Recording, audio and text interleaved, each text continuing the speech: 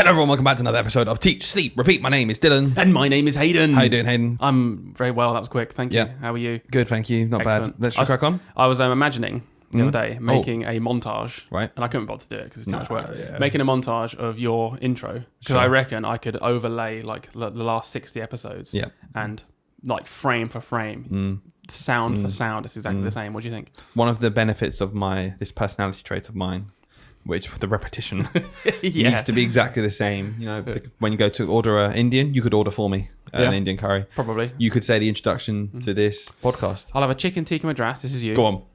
You'll probably have, depending how you feel. But you'll have a whole chicken. order. Okay, whole order. From start you would to get end, if you were really including hungry. drink and anything. Everything. Right. Okay. You'd go in there. You'd say, "Oh, can I have either a singer, Yep. or a cobra, depending on what they do." I'll be more specific yet. Whatever's on tap. Whatever's on tap. Whatever's on tap. That's what you do. Yep. Then you come over and say, "Do you want poppadoms?" And you'd be like, "Oh," and you'd be thinking, "Oh, I want more than everyone else." Yes. So let's just make sure I get the maximum here. Yeah. Can we have at least 2 each? Two each at least. Yep. And then they come around, and you'd munch them. And The good thing about 2 each, by the way, is when people go, "Oh, I'm not sure," I'm like, "Should we just get them in case?" Because then I know I can get 3. because then you'll eat 3 or 4. Yeah. Yep. And then it comes to the meal, you'll be like, "Oh, looking at the menu as if you don't know." Sorry, what part of the... I don't remember asking you to impersonate me as Okay, well. Sorry, I won't do that bit. I will actually. I'm just looking at the menu. Sorry, I'm just looking at the menu because I already know what I want. But also, come back to me. But I know everyone knows what you want, Dylan. And then you'd get a chicken tikka madras. Yep. With pilau rice. Yep.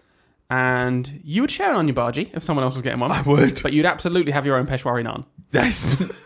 Yes. So there you go. There's your order every time. Thanks for listening to this episode. There are certain things on an Indian takeaway because, you know, it's that classic Smithy thing where he's like, no, I've ordered it. Yeah. It's mine. Yeah. There is certain things that are untouchable. It's like when someone turns to me and says, "Do you want to share that naan?" A bit of me dies inside because I don't want any single part of my naan bread to be with anyone else other than me.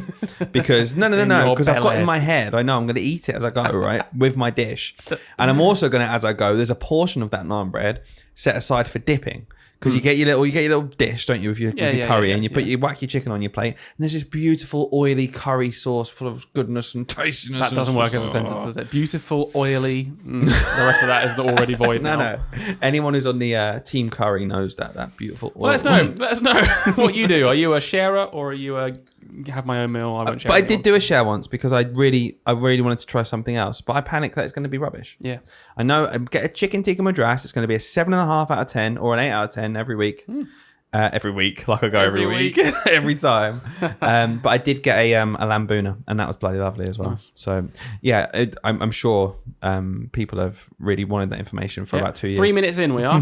So I'm going to tell you a story about school that's hopefully going to make you laugh. Oh, the teacher podcast. Yeah. So I had one of the teacher nightmares happen to me this week. I feel like this is a genuine fear of most people. I sat on a chair in front of the whole class and the legs gave way and it collapsed and I fell backwards and my legs rolled over my head and they all laughed so much and I laughed as well, but I was thinking, oh my god, I can't believe this has just happened. Was it a child's chair? Yeah. Right, okay. Child's chair. We were watching a video, so I went to kind of go away. My teacher's desk is right next to my screen, so rather than standing there looking at it, I kind of went more towards the back middle of the room and sat on a spare chair, and it just collapsed, and they all turned around and were like, "Whee!" And my legs were just in the air, and I held it for a minute because I thought, you got to relish in these moments. If you look too embarrassed, it's almost like it will linger longer. Yeah. So I owned the moment, even though I was thinking, for God's sake, why has this happened? And I was like, okay, have a quick look then. Look at the position I'm in, guys, before I get up. And my legs were just in the air. The legs completely collapsed. Were your legs in the air? In the air, my legs were in the air. Yeah. So because that was I haven't got that image in my head yet, so I wanted to read it again. Very, very embarrassing, but kind of funny. So, tell you what, at least it wasn't in the assembly like we had someone last year. Were you in that assembly? What, an adult? We had a guest speaker in. Coming to talk to the kids. It wasn't even like someone in school doing it. We had someone outside come in who was like a Team GB boxer. Had come in and one of the staff was sat by year 6. The worst year group to sit next to when you do anything like that. Yeah. And honestly sat down and the chair completely gave way. The whole assembly stopped. 400 people just turned. Oh, that's embarrassment. I didn't see it, but I do remember being told about that, and that's hilarious. So, that's pure embarrassment. Sorry, right staff member. Entire school. What's this going on about a police talk? Well, this one was quite sweet. Okay. We had in year 6, we have the police. Someone comes in from the police. An enigma. Yeah. The police is in. Who's in? The police. The police are in. they come in to do a little talk with the year sixes, and it's mostly about transition because obviously police are a bit more involved in secondary schools. There's normally a community officer, at least in our area. I don't know if that's normal, but a community officer kind of assigned to each school. Right. And he came in as our local feeder secondary school. Sure. It's like, I'm the guy you're going to see around, basically. This is what it's all about. You might be feeling nervous about secondary school. And You should be. The police are here. He walked around with his baton. Hello. Yeah. Off to secondary school. So funny.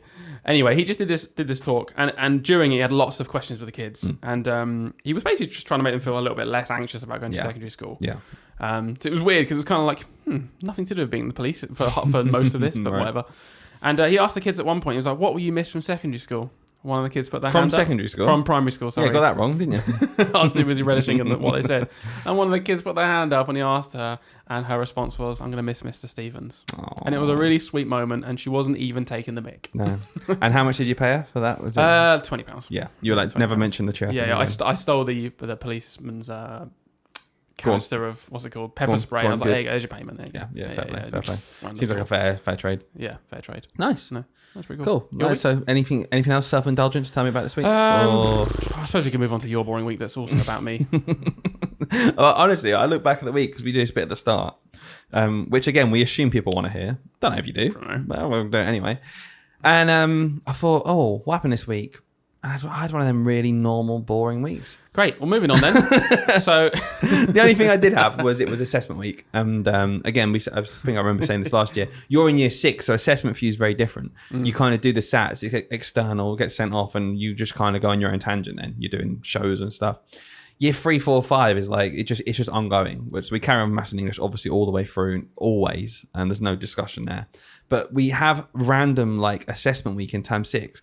And it always seems quite early. Always find it really weird when my kids are sitting a maths test and we haven't done angles yet, right? Yeah. Because there is still a term left of the school year. Yeah. So that's, when you think about it, that's 1/6 of their learning we actually haven't done before they sit the assessment. So when it comes to the assessment, I had kids putting their hand up saying, "Sorry, what does it mean? What's the name of this shape?" Because we haven't learned about trapeziums yet. Yeah, we haven't done that. Hasn't come up. We haven't done that block yet. So I found that bizarre. That's just like a side note of when we test kids on stuff we haven't done yet. And then that is what they've got at the end of year 4 because that's their assessment grade. It's just very odd. Anyway, what I found hilarious was it's always fun. The kids did really well on their tests. I was really impressed. I was really, really happy with them because they tried so hard.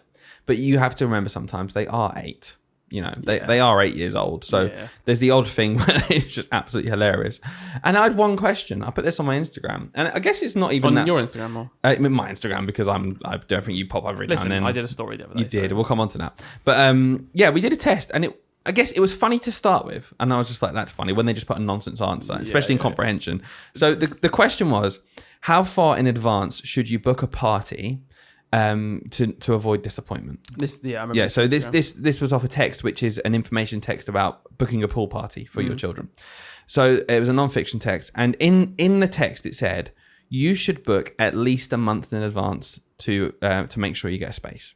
So the whole point was the kind of language of booking in advance is something a lot of my year 4s will have absolutely no idea what that means. It's quite complex, really. It is quite complex, but the saving grace was in the text, it used the exact same language. Right. So, even if maybe you were unsure, it is a comprehension skill, I suppose, to be like, well, as adults, we're reading stuff and there's always words we don't know, but we kind of just take context If clues. they hadn't used the book in advance phrase in the text, then it would have been a little bit cruel. It would have been testing their vocab as well as their like inference retrieval. Whereas they could just find that. They could just find that. And I was like, fair enough, that's a skill.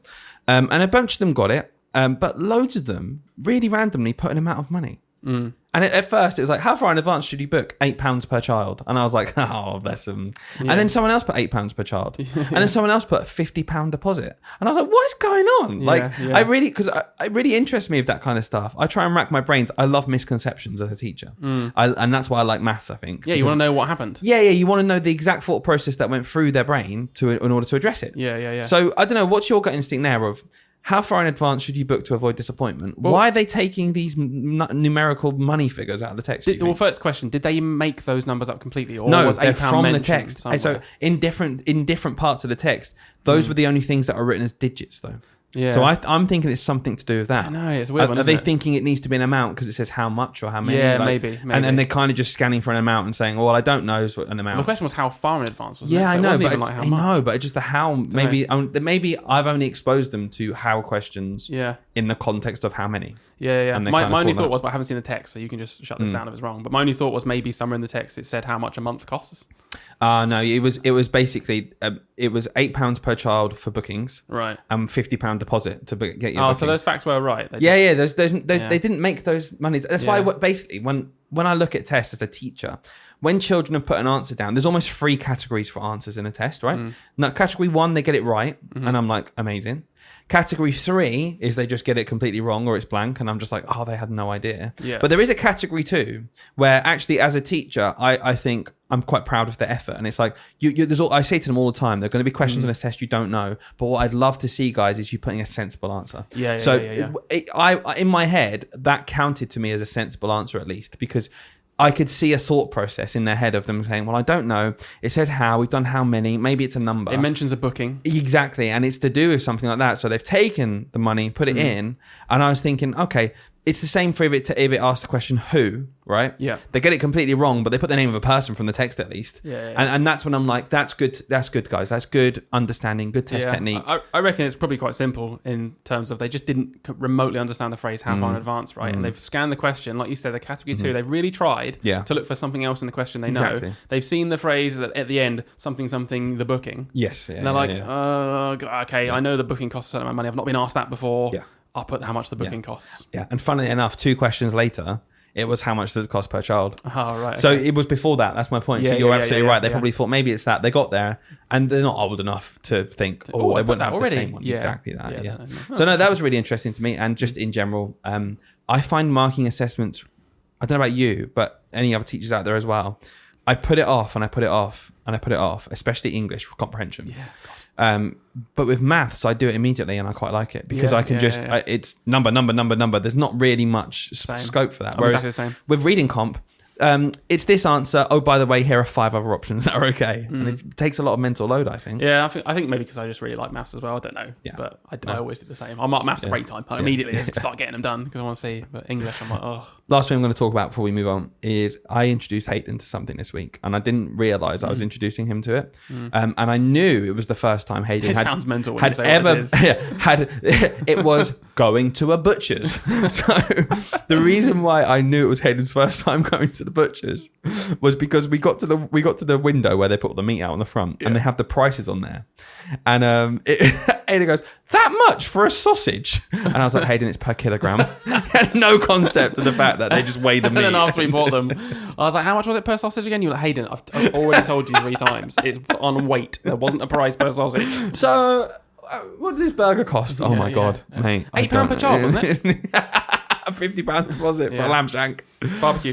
We had a barbecue, and then we got home, and then it was torrential rain. Oh, And we were like, yeah, I know. that's good. But you were saying about how is it this day and age? Maybe other people can help us, but you weren't expecting such lovely service from the butchers. Mad. So It's what did you? I don't know if you guys experiencing this. Maybe, again, it could be our area. Yeah, don't know. or the fact you've never been in the butchers. Yeah, because I that's don't my know. experience of butchers. But my experience of buying things in general over a counter is you're generally served by someone who does not have a stake in the business. Yeah. They're probably quite young, quite often. They're not really interested. You just don't get much back these days, is what I'm saying. And I'm used to that, and I don't even care. No, because why would you? Yeah, they're getting paid minimum wage most of the time. So I get it. Whereas in the butchers, they were just extremely nice. There's like four blokes there, I think, wasn't there? They're all butchers though. That's And the they thing. all just came out. Are you all right there? How you doing today? Had a good weekend? And I'm just like, oh yeah, hello. That's really you seem genuine. Yeah. Hi. Yeah. And it's because they all have a stake in it. It's their butchers. You know, they want customers to come back. Yeah. More than I guess I would when I worked at Tesco. Yeah. I don't care. Why would you care? I don't care. You're basically here drawing a comparison between huge, massive corporations that have absolutely exploited capitalism to their own end to a nice small family-run business. small family-run business. It's like, that's why we should support small family-run businesses. Yeah. The problem is they usually cost more because they have to. Yeah, it was quite expensive, wasn't it? Yeah, It was nice though. No, bloody nice. It was nice. It Good was meat. much better. Good much meat. better. Anyway. Okay, cool. Should we crack on? Let's move We've on. got 2 main things we're going to talk about today. The title of the episode, kind of my section, I suppose. We'll come on to that towards the end. But before then, Hayden really wants to chat about something in the news, right? Yeah, let's do a jingle. Right, Dylan. You got your script ready this time? I got my script ready. Okay, good. Let's talk private schools. Third okay? attempt. let's talk private schools, Dylan. Okay. So in the news, you've probably seen the Labour government, not government yet, Labour, when they maybe get into government, are thinking about adding VAT to private school tuition fees, right? And there's a lot of backlash about it in the news. Now, I put out an Instagram story. I was on Instagram, guys. It's not just Dylan's account. Yeah, that was the second story in a year and a half. Yeah, and it was really provocative. Really provocative. Basically saying that how I feel about this, which is absolutely agree, we should be adding VAT to private school tuition fees. You started off really neutral, right? Yeah. And then halfway through, think of the private school people. I started taking a mic. I will tell you, because the story's gone, I actually said, oh no, we might have to go to yucky state schools for the private schools. Anyway. So you think that it's a good policy? I think it's a good policy. We'll get into the nitty gritty of why I think that. It's not... I haven't just listened to one source and be like, yeah, agree. I've really, really thought about this. And I know I haven't discussed this with you on purpose because I want your kind of raw opinions. Yeah, okay. But I'm going to hit you with a few facts first, just stats, just to kind of ground this conversation. And then I'm going to see what you think. So these are just stats, right? These aren't like, this isn't from a source. It's just how it is. Yeah, they're just kind of just random facts that are going to be useful for understanding the context of private school when we get to the chat. And I think a lot of people actually don't have this. It's very ideological, this battle. So it'll be good for me and for probably people listening just to think, okay, well, what are the solid facts then? Yeah, exactly that, right? So I'm going to start with an average, all right? And I really have, and I say average because the scope of private tuition fees is massive. Yeah, like you Eton. think of Eton, and they have massive tuition fees versus, I don't know, whatever your lowest Well, one Rishi's is. listening, so he'll be like, Yeah, I exactly. paid a lot more than that. Don't undersell my family. Yeah, same as you guys. I went without Sky TV for that. Yeah, exactly. So here are some averages, all right? So across the UK, the average tuition fee for the year for a parent was £15,000. Okay. So about 5k a big time. Something like that. Yeah, roughly. Yeah. And you know, like I said, there are there are other amounts, but £15,000. Cool. Now, the state spend approximately £8,000 per kid on a school. So you can compare those numbers. Sure. Because realistically, what a parent is paying is what the school is spending on that kid. Yeah, You're literally paying for it. Sure. Whereas so it's a nearly double. So private schools are spending nearly double on the child because of what the parent pays. Yeah. Compared to state schools. Yeah. So that's an important fact. Yeah. Nearly double. That's that. My initial instinct there is, I've never even thought about the fact that we have spending per kid. I know that sounds crazy. Yeah, I've never thought about an amount of money for a child. Yeah. That's a really weird way to think about it. School budget is based on how many kids. Yeah, in of course school, it isn't is. So it makes complete sense. They're very linked. Seeing it like written out is quite interesting, actually. Yeah. So another fact, not really related to that, but still important, is that since 2010... What happened in 2010? Yeah, I don't know what happened. About 14 years ago. What have we had for 14 years? Oh, I don't know. What would be? So since 2010, the gap between private school spending per child, which we were just discussing, and state school spending per child has actually doubled. So just the gap now. So that's what, about an 8k gap right now? Yeah. So it was, I've got it here, it was 3,500, the gap, to 8,000. Wow. So that gap between what private schools have and what state schools have, that gap has massively increased. Yeah, exactly that. So private schools have always spent more per child. And the fees have always been more. And than you'd what expect that, I gets. suppose, wouldn't you? Yeah. You would realistically. But for it to double in that amount of time. Yeah, the gap has got much bigger. Well, like what's driven that? Do you think, is that down, do you have any stats on like what private schools are charging? Well, I don't know what, I can't tell you like why this happened, but I can tell you that there's been a 20% increase since 2010 again. Yeah. There's been a 20% increase in real terms to the private school fees. Right. So that includes inflation. So actually it's been more than just 20. If you look at the 20% figure, 2010 figures, it's more than 20%. We're including inflation. Right. It's gone up with inflation plus 20% more. Wow. Private schools cost a lot more now than they do.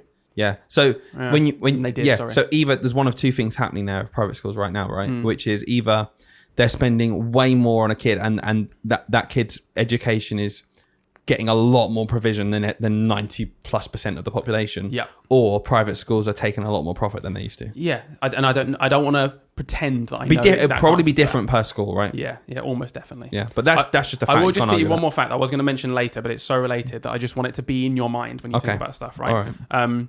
So despite this increase, private school numbers have gone up.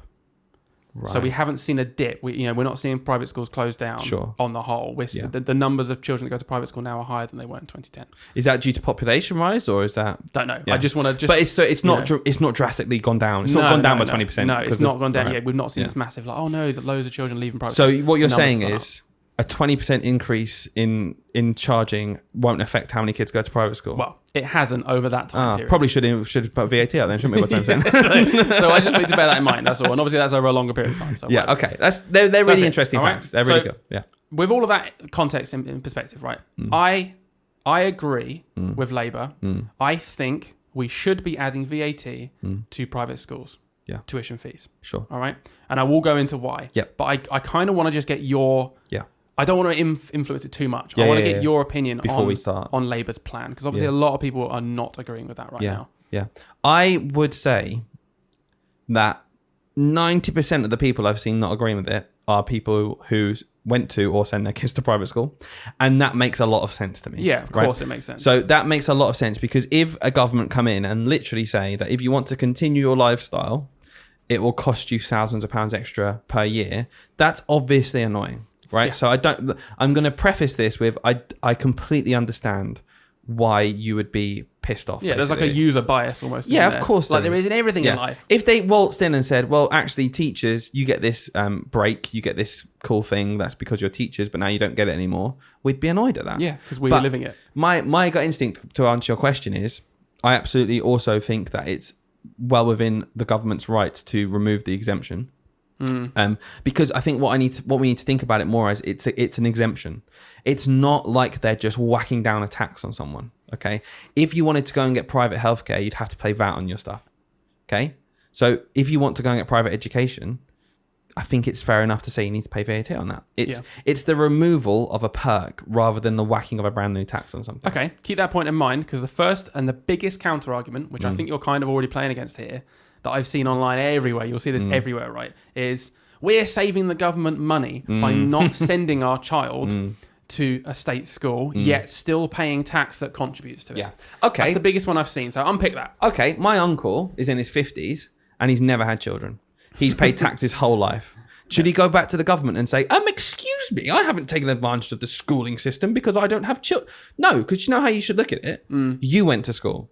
You're paying back because you went to school. Yeah. So when you're paying tax for stuff, that's because you're paying back what you went to school for. What if your uncle went to private school? They went to private school, then he paid for it, and then we should have paid VAT on it. Like my uncle's also... My uncle, I don't know if this is true or not, he might go and buy a brand new car. He has to pay VAT on it. But he's saving the trains from being overcrowded by getting a car. Yeah. So... I was speaking to Rob Smith, funny enough, about this. He's been on our podcast before. And the Literacy Shed founder. Yeah, Literacy Shed founder. And he's really cool. He often shares stuff like this. He's very into politics, I think, because he shares a lot on his Facebook. And we ended up having a chat about that. And he made a really good point about the passive benefits of school as well. Sure. He was like, people just don't think outside the box in terms of, even if you don't send your specific child there, let's say you can't even comprehend the idea of not having kids, which already destroys the argument in my opinion. Yeah. But you sent your child to private school. I'm paying tax for other people's kids. It's like, yeah, but do you know what? You and your child will benefit from the wider society also going to school. Yeah. Not everyone can afford private school. So either you want 93% of the population to be uneducated and you think that somehow that's good. Yeah. Or at least I'm not paying for them. Yeah. And he was like, okay, well, next time, if you're a business owner, next time you employ a bunch of people that didn't go to private school, he was like, you can thank the state school system. Exactly. You contribute to that. And I really liked that wider thing. And I guess it just made me think about the passive benefits of tax. It was like, we can't start pretending about that tax is like this individualized payment we do for the services we use. It's never been like that. Yeah. My counter argument, the same sort of thing would be, I use the NHS less, than a lot of people. Yeah. I'm not going to start declaring cash back for it. It's completely true. Like I know people who are on basically lifetime prescription, right? Because they need that to survive day to day. Yeah. Okay. Do we whack a tax on them? Do I turn around to that person and say, well, I don't have a daily prescription that I need to stay alive. That costs the taxpayer this amount of money. That's disgusting. I mean, I'm giving them a tax break. Why on earth should I pay tax? Because that's not how society works, quite simply. Yeah. And with education, it's the same thing. And I don't want to preempt your arguments, Hayden, but one of the most annoying things I find, and it really riles me up when someone says this, is, it's a tax on aspiration. I've got some aspirations. I work hard for my kids. Right, listen. Everyone works hard, okay? Assume everyone works hard. Obviously, some people don't, obviously. Assume everyone works hard because, damn, a lot of the kids' parents in my school work bloody hard. So it's very condescending to say, well, I work hard. Because let's look at this at the end of the day. Whether you like it or not, if you can afford to, whether you're scrimping and saving as much as you want, you could scrimp and save massively to send your kids to school. I agree with. I'm not saying you don't, right? Yeah. But what I'm saying is that if you can find 15 grand a year to send your kid to school, you are not poor. There is no amount of scrimping and saving that 80% of this population could do to find 15 grand a year for their kid to go to school. Yeah. So when you're saying my kid goes to private school, it's because we give up other stuff. Like Rishi gives up his Sky television, which is £40 a month, because that's how we find our massive school fees of £15,000 a year. People are making big sacrifices. That's a fact. Like I don't want to detriment that because it's true. I was speaking. So when I put this Instagram thing out, obviously quite a lot of people messaged back, and it was really useful. So thank you, by the way, for messaging back. Some people agree with me, some people disagreed. So there's no way I can win in this conversation. I'm gonna disagree with some of you. So sorry. But we live in a society, Hayden. You got to have your own opinion. Yeah, no, it's fine. It's fine. I just want to make that clear. Yeah. But I can't remember what I was saying, but what was your point? No, my whole point was like people do make sacrifices to go to school. I'm not going to say you don't, but my point is if you have found 15 grand a year to send your child to school, you are not actually in a position where your life is really awful. It's not the same. It's not. I also find it really, really, really, really condescending for those people, when people use that argument. We work really hard and we're making big sacrifices, and the sacrifices might be legitimate. It might not. It might not be just Sky TV or whatever. It could be.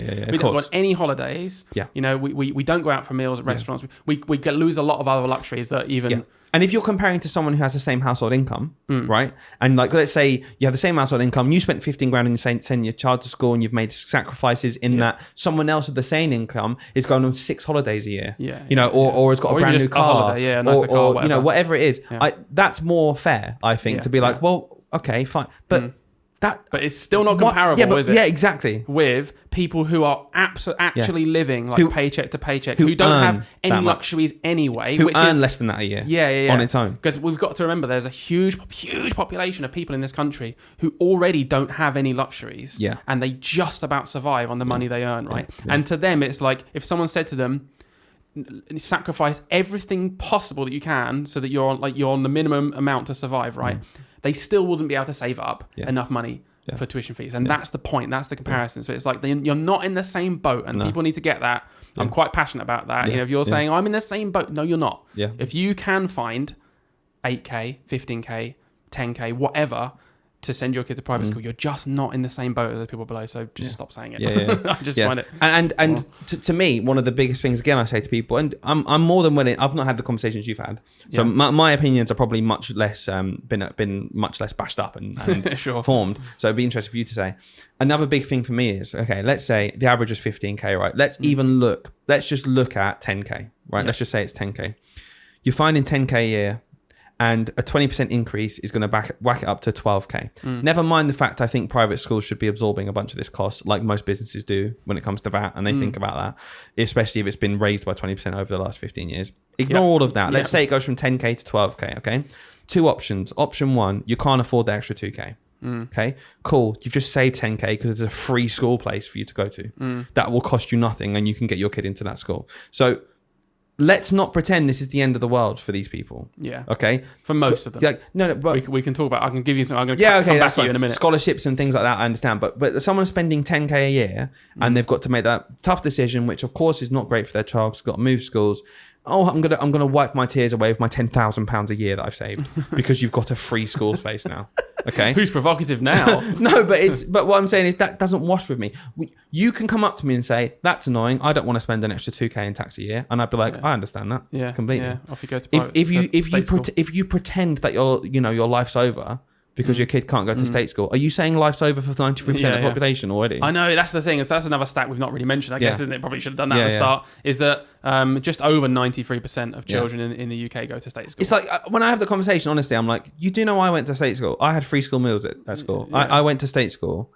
You're essentially saying that my life is so abominably awful. Like, I can't comprehend my kid possibly having the same experiences you had. It's like Boris put out a TikTok or something the other day. I don't know if you saw it and he was like, it's not fair to take it away. We try. People want to give their children that leg up in society. And I really just even hate all of that phrase. It's like, what do you mean a leg up? As we're saying, I want my child to trample on other people. It's like, well, I get what you're saying. It doesn't sound good in nature when you're saying a leg up. It's like, so you're saying the state schools aren't good enough in that statement, and that the only way to do well is you should go above other people. You should step on other people, and you can do that by paying to go. I just don't like it. And I shouldn't have to pay more for that privilege. rich. Yeah, I should pay exactly. I shouldn't have to have a tax Luxury. break. Yeah, what are you on about? Honestly, I shouldn't have to pay the fair, the literal law, like the going rate for everything that we do in this country. And I want to come back to that point really quick because you said it and you kind of glossed over it, and I think it's so important, which is that the whole argument, we save the government money, I flip it around. Anyone that says that, no, you don't. We save you money. The taxpayer saves you money by subsidising 20% of the cost. That's what's actually happening. The cost is up here, and at some point in the past, we decided to say, nah, don't worry, the taxpayer will pay 20% of that for you. There you go. So no, okay, we're getting rid of that now because you know what? I get it. Some families, there will be some families that are pushed out of that bracket, right? Where they're already, they are scrimping and saving, and I get it, and they're making sacrifices to such a degree where finding that extra 20% might actually be impossible for them. Sure. I don't think it's many, by the way. I don't think many people have managed to budget £10,000 so perfectly, but they're buying the cheapest food, never going out, never doing this. They've moved into the cheapest rented accommodation they can find. People, I don't think people are doing that. If it's that important to them, then they'll make it work. Yeah, they'll find the other £2,000. In my opinion, I don't think we're going to see this big influx of people leaving. I think because I want to come on to that point really quickly, because if you're already on the higher end like Eton, you're spending 50 grand a year. So that is a completely different lifestyle, and no one's thinking of those people. But lots of people are saying, what about the people of less money who are at the private schools where it's like 3 grand a year? Because if 15 grand's an average, I'm not saying 3 grand a year exists, but it's much less. Well, that's also 20% of a much lower number. Yes, it's comparative. It's relative. So 20% of 5 grand. Well, that's a grand a year. That's 100 quid a month. You're already spending 500 quid a month on school. And if you can't afford that 100 quid jump, then okay. Honestly, join the rest of the 93% of us. Yeah, because exactly. It's just condescending to be like, oh, it's so bad for me. It's always is it bad because 93% of us are doing that? So what are you trying to say about literally everyone else? I don't like that opinion.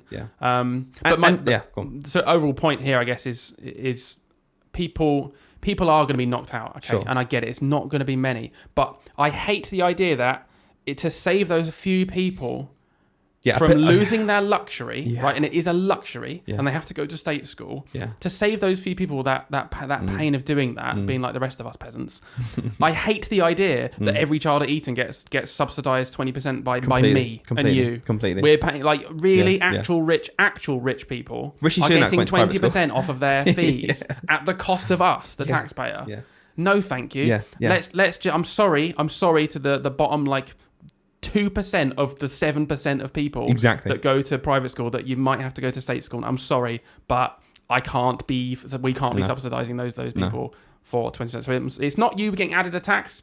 It's just you being restored to what it always should have been, and we're not subsidising it anymore. That's the way I see it. Soz. I think you're completely right. I think that I can't get over that. I can't get over that jump. And one of the biggest things, again, I've seen multiple times, it's not big, I suppose, it's just a legitimate worry, because I think on the macro level of this discussion, right, I don't think I can be convinced by someone to go against what I think right now. That sometimes I have an opinion and I'm like, well, I think that, but okay. With this one, I do think the facts back up the ideology as well. I don't just think it's an ideological battle that's being held here. A government's job, right, if you're looking at a state school, it has to be to fix state education. And also, they have to raise money to do that. For the many, not the few. Exactly. So honestly, 93% there, go there.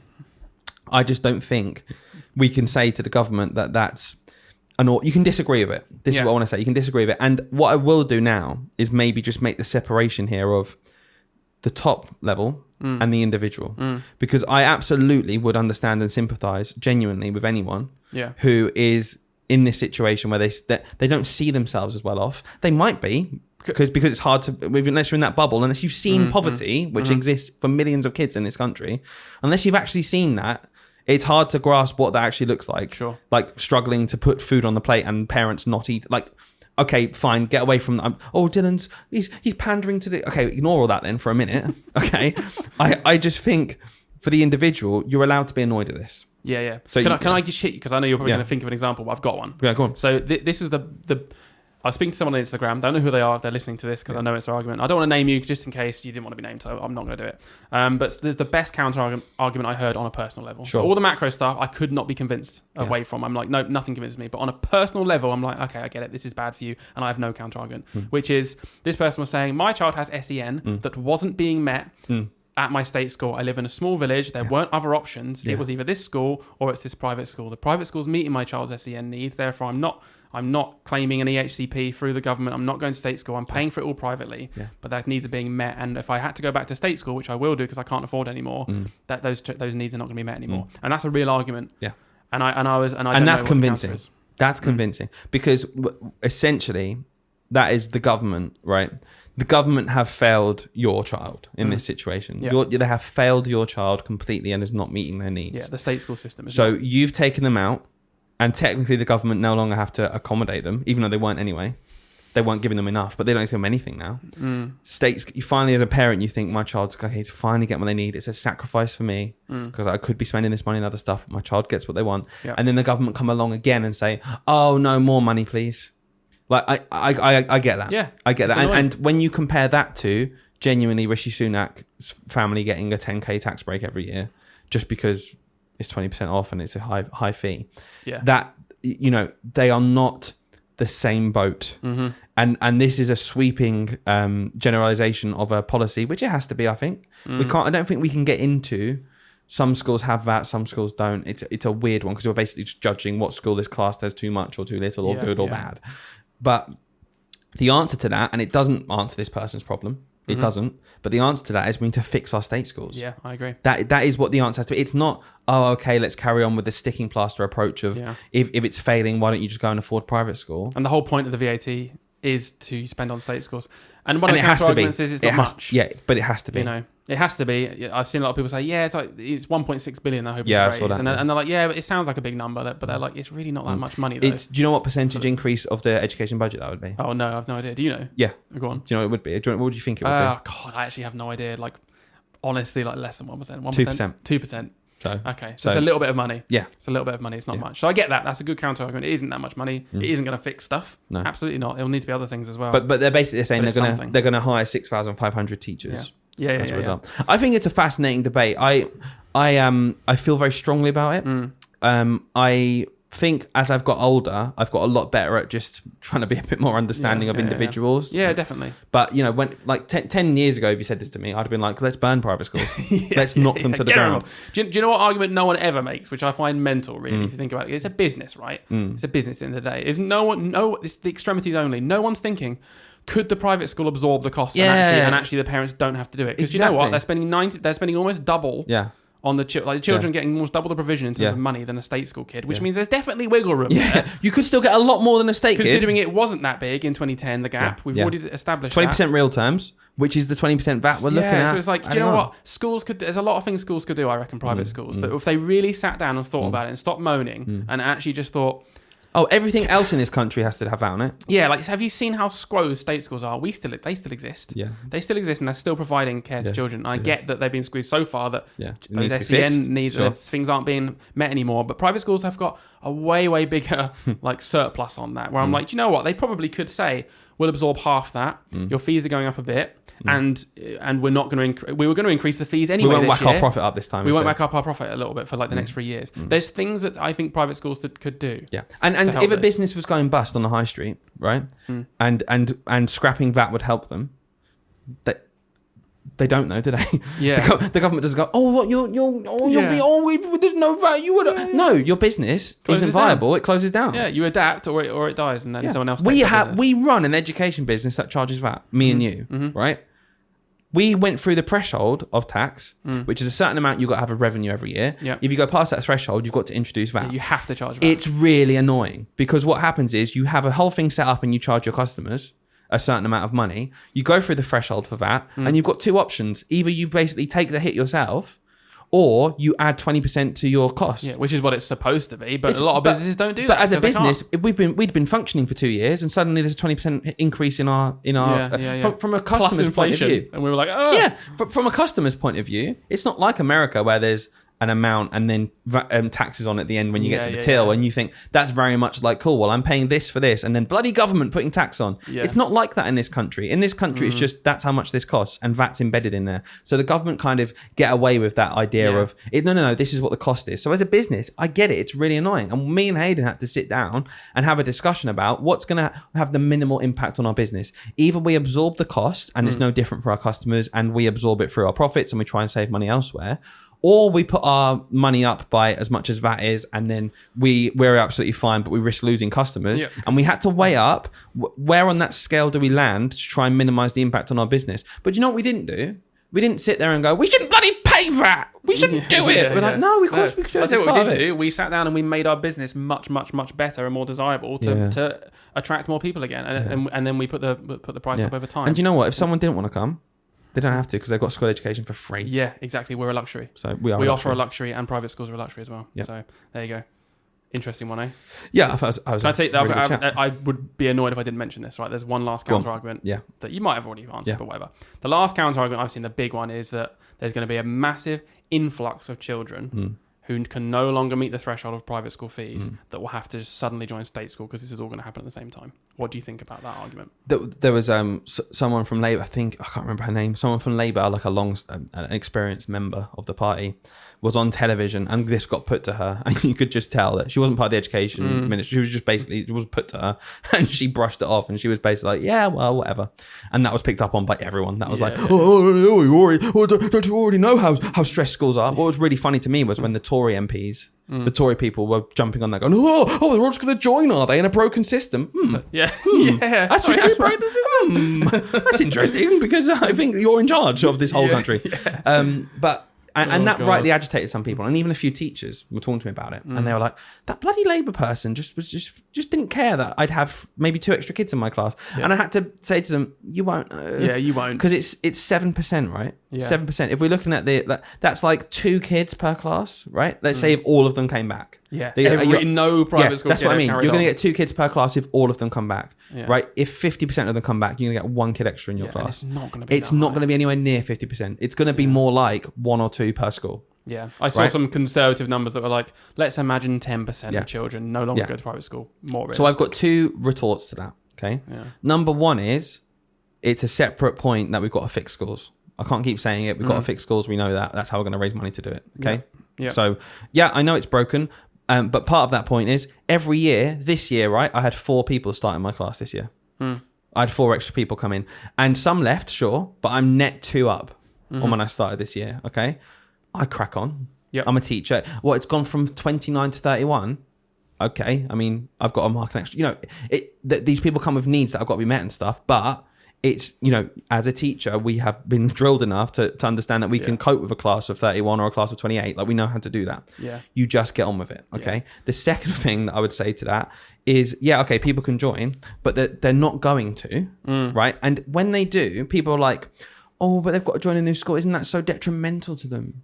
Because they're really settled in their school.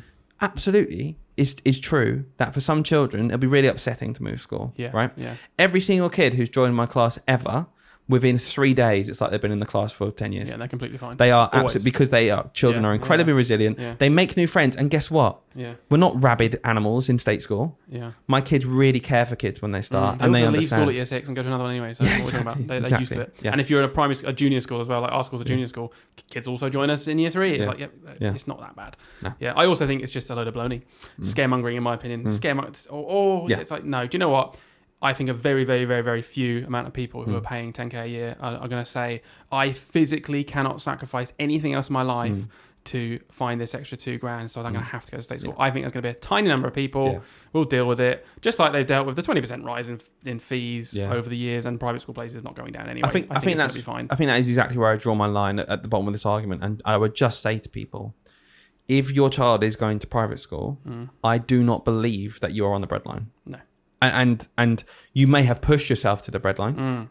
Okay. We may have made more sacrifices than you may have made more sacrifices than other people. I get it. But if you are thinking of the macro level of the children I deal with every single day, who have one jumper and it's dirty 3 days into the week, their parents could not afford 10 grand a year, even if they spent nothing ever. So you're not in the same boat. Sorry. Anyway.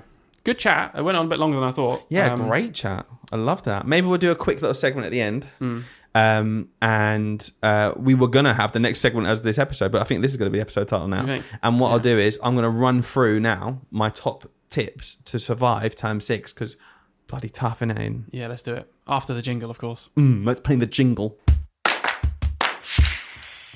All right, guys, we're back, and we did have a little chat in the jingle. And I know at the start of this episode, I said, well, this episode's called something else. We'll come on to it at the end, but we'll chat about something Hayden wants to talk about. That turned into a really nice long chat, I think, about the whole private school VAT thing. So we're going to have that as the bulk of this episode. So instead, I'm going to save my top tips for how to survive term 6 to next week, 1 week closer to the end of year 6 anyway. What a great way to get people to tune in. I know, right? Wow. So yeah, come back next week when we will be talking about our top tips on the craziness that is term 6 and how to get through to the end of the year, which hopefully will be helpful to you guys. So just to round off this episode then, I've got a little game, okay? I've seen this. I love them. Online, you see shorts and reels and stuff, and there's always like little games people play. And I'm always thinking, can we turn it into something where it's like education based? The problem is, Dylan, you can't top. You'll never be able to top the game from last week or the week before, whenever it was, the bowling hypothetical. If you haven't listened, please go and listen. We lost our minds. I think that was last week. That was really random. I ended up asking that to like random people afterwards, just to see what in they the street. say. Just in the and I was street. like, okay, what if it was like 20 attempts? Well, people listening might not know what you're talking about. Okay, so go and watch it. The quick hypothetical, Okay, I'll just say really quickly, the quick hypothetical was, if you had, was it 10? I don't mean to just say attempts? Yeah, go on, okay. I get it wrong. Basically, would you rather nothing in your life change whatsoever? Yeah. Or you have this other option where you get 100 million pound? £100 million. If you bowl a strike in one game, in a game, 10 attempts. Yeah. But if you don't, you turn into a dog. great. Anyway, sorry. Anyway, my game this is very simple. I've got 8 words here. I need you to say these words. Okay? So I tick them off when you say them. The only way I can get you to say them is I give you clues. Right. I've got 20 words to play with. So for example, let's say the word is phone. Yeah. I might say, okay, talk. Okay, and then I'd guess a word based on You'd guess a word based on talk. You might say microphone. I'd be like, okay, no. Then I get another word and I might say minutes. Okay. Because you get phone minutes on your phone contract. Okay, so if Hayden gets it, you've got 20 of my words to get through 8. I can't get all 8 in that 20. I don't get 20 per one. You need to average like two and a half words per question. I'm gonna be terrible. Okay. All right, okay. Ready? Very good words. But the only hint you're getting, and you can play along at home, please do, is it's themed around our job, education. Okay. Okay. That makes it easier, to be fair. Okay. So, first word. Okay. Rare. Time. No. Sheets. Glue? Yes, glue. Well done. So you're on 2. Next one. Time. Planning? Afternoon. PPA. Yes, well done. So we're on 4. Okay. Help. Staff meetings. Help? Bloody help me. I want to leave. No.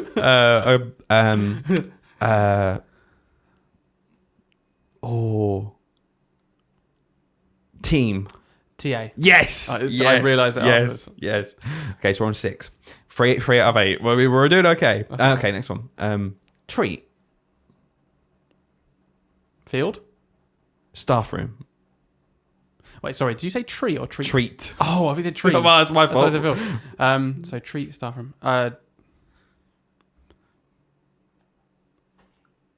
Birthday? Candles. That just makes me think birthday again. Birthday celebrations? Birthday cake? Is it like a cake, two-word? Cake. I'll give you cake. Okay, Jesus cake. Christ. Right. Okay, so did I have 3 then? Yeah. Yeah, that's right. Okay. Okay, right, next one. Maps. Geography. Yes. Easy. Next one. We're on 5 out of 8. Okay, this is the 6th word. Warm. That's rubbish. Warm. Microwave. That classic education tool. Is it? Okay. Sorry, every staff room has a microwave. They do. Lost. Oh God, I'm lost. Warm and lost. I don't know. I'm going to just say something random so I can get another word. Shared area. I don't know. I don't know. Okay. Another clue. Buttons. Warm, lost buttons. Lost property. No. Jumper.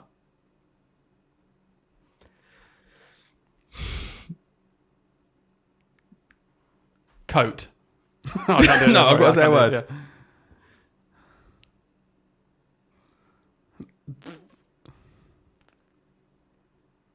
You look like you're having a Oh, poo. I don't know. You're stuck. Lighter. Okay. Cardigan? Yes, yes. You said jumper, and I was like, my next one was jumper. Yeah. Cool. Okay. 2, 4, 6, 10, 14. We're on 14. You got 6 guesses to get the last 2. We're going to do this. All right, come on. We're going to do this. Come on. Here. Don't know which homophone you mean. I'm like, oh god, they're so different. Headphones. Morning. Whistle. Lunch. Break time? No. Here, morning, lunch. Check. I'm still stuck on which here it is. I'm like, it means so different. Is something in here or something I hear? What was the last one, sorry? Check. Check. Here, morning, lunch, check. Here, morning, lunch, check. Register. Yes! Oh, here as in your hair. I did get it wrong here. Damn it. I was thinking whistle. That's right, why. we've only got 2 left to get this one. No. Okay. Monotonous. Planning. Extremely.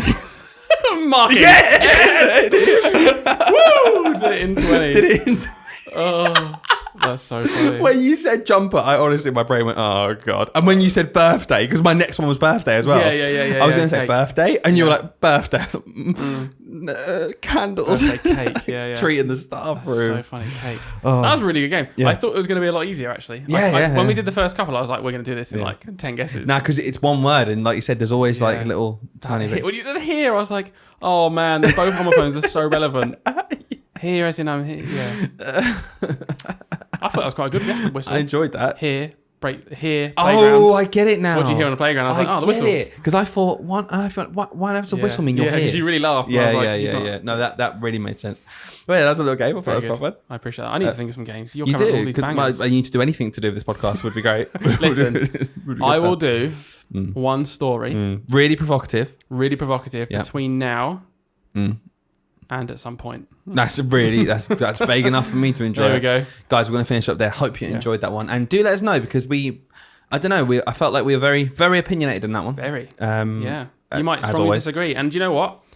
We're not afraid to hear new counter arguments. Talk about, I was going to say, admit we're wrong. We're not wrong. I'm joking. We could be. But no. I don't know. I feel like we evaluate that point pretty well. Yeah. I think the greater good outweighs some of the negatives for a few individual people, which I get. And I'm not going to pretend it's not negative. It is. Yeah, but I think the greater good is more important. Yeah. I think we should add a VAT to private schools. Let us know what you think. Yep. And let us know what you thought about our little game. 20 questions. Yeah. Maybe, Hayden, you could do it to me next time. That was good fun. I'll show you how it's done. Yeah, I won't. All right. See you in the next episode. Bye-bye, everyone.